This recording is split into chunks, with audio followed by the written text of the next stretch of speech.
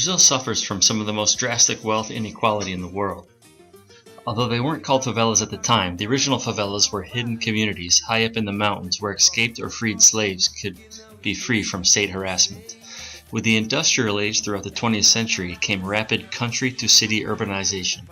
With no policy of affordable or adequate housing, the central hillsides, once marked for preservation, became self-constructed neighborhoods for the underpaid working class.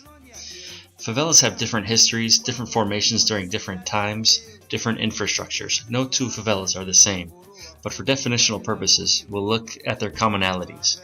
According to Teresa Williamson, Executive Director of Catalytic Communities, favelas are neighborhoods that sprout from an unmet need for housing, constructed with no outside regulations and by residents themselves. They evolve based on culture, access to resources, jobs, knowledge, and the city. 95% of the homes in favelas are built of brick, concrete, and reinforced steel. 75% have tiled floors. 50% have at least one computer. They are low-rise, high-density, and pedestrian-oriented. Defining the favela population as squatters has released the state from responsibility to provide basic infrastructure or investment. Violence in the favela tends to be gang-on-gang or gang-on-police. 99.9% of the population in the favelas is simply not trying to be co-opted into the conflict by either side. As Keith Morton, a social justice professor at Providence College, states, favela residents don't think of themselves as needing charitable intervention.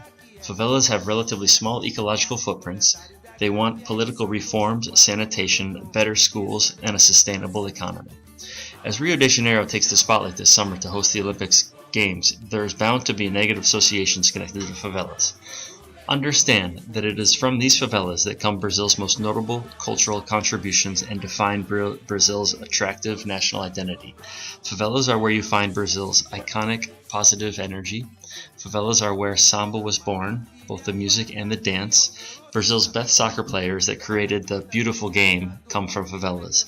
The more you know and understand these neighborhoods, the less you see them as slums or ghettos or shantytowns.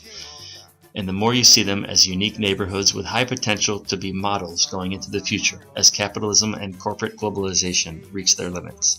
Favelas are metaphors for a city that, like nowhere else, balances within the spectrum of extremes.